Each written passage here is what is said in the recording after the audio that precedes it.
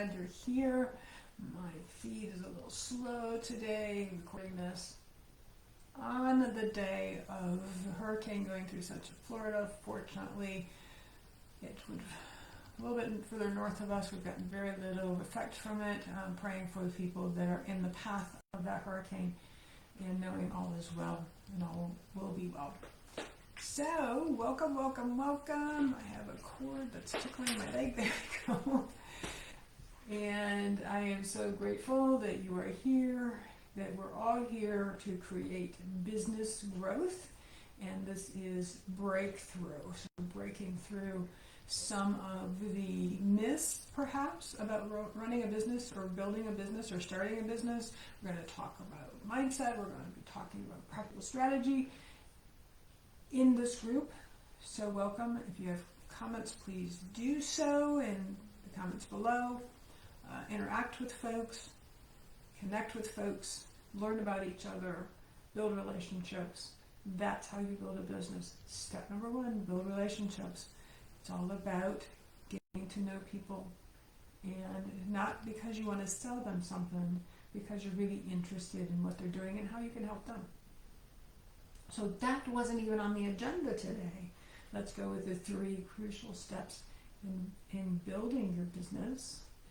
These are things that people don't normally think about or don't share with each other.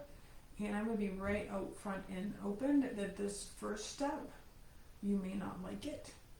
And that's okay. Listen and hear me out.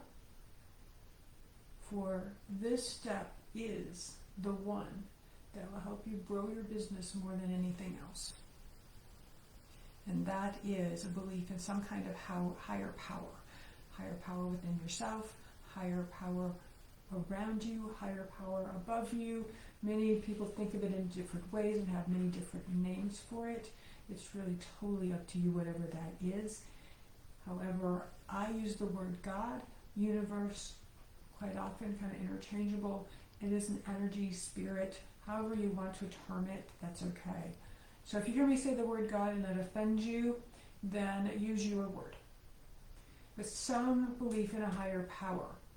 A higher power only wants to manifest through you the amazing life you could have, and we tend to push it away, we tend to ignore it, we kind of hide it, and if you align to that energy, that higher power, that spirit, the universe, and God, and ask for direct leads, that will impact whatever your goal is. I work with people with all different kinds of goals, health goals, weight loss goals, professional goals, in personal goals as far as organization around their home as well as business. But this is the first crucial step in anything you want to do or change, is that alignment to that higher power, so that you can get direction. You don't have to do this alone. And it feels like you're doing it alone. Being an entrepreneur or business owner, a lot of times it feels like we are throwing spaghetti to the wall, just hoping something sticks and we can move forward with that something.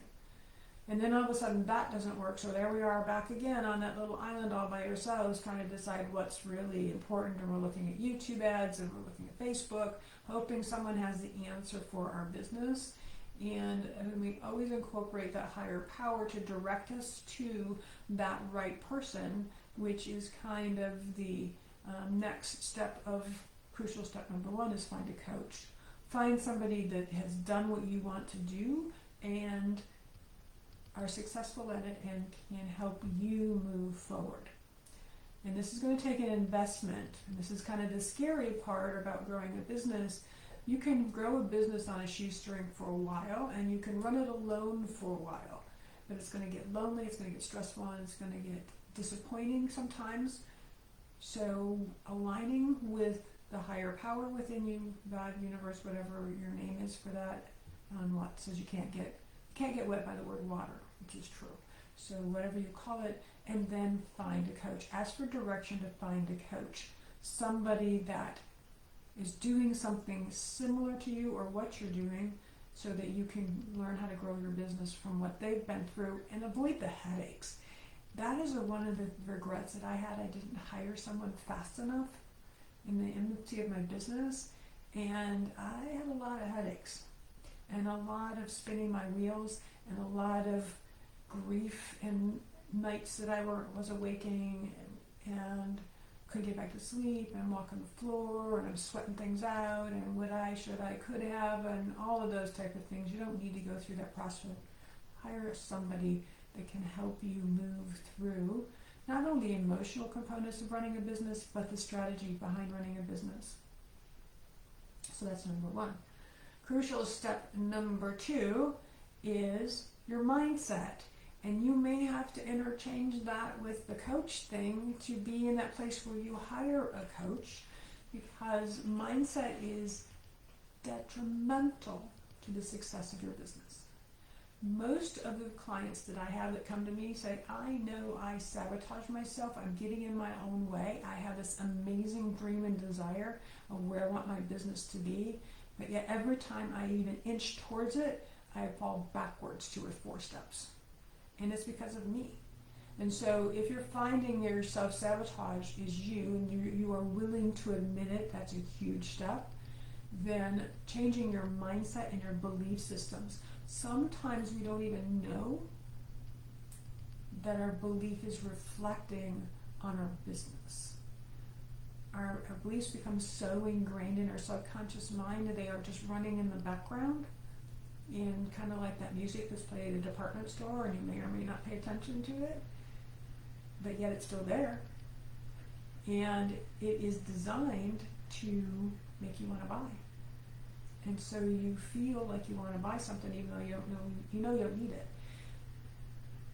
You need changing that recording, that old recording of I'm not good enough, I'm not smart enough, I'm not talented enough, I'm not got enough experience, I'm too old, I'm too young, I'm too fat, I'm too thin, I'm too whatever, not enough, that's running in your background, might show up as, oh, I know I need to write an email, but you go do the laundry instead, or you go run an errand, or you do some other task that's more comfortable, because writing emails are hard from an old recording in the back of your brain, your mind, that says from the first grade teacher, stop what you're doing, you're spelling all your words wrong. I was the second person to have to sit down at the 5th grade spelling bee, and that, along with one other incident in elementary school, stopped my first book from being published for 3 years. I didn't think it was good enough. I didn't think it would impact anybody. I didn't think it was going to make any kind of impact on anyone, so I wasn't going to put it out there. I didn't want to be vulnerable. And is there still spelling errors in my book? I can tell you, even though I hired 5 different editors for that book, there are still spelling errors in that book, and I am not going to change it. I'm just not. It's part of who I am. And I think it makes it more personable to see that, yeah, I make mistakes. I don't have to be perfect all the time. So that's number 2, shifting your mindset. You might need to hire a coach for that.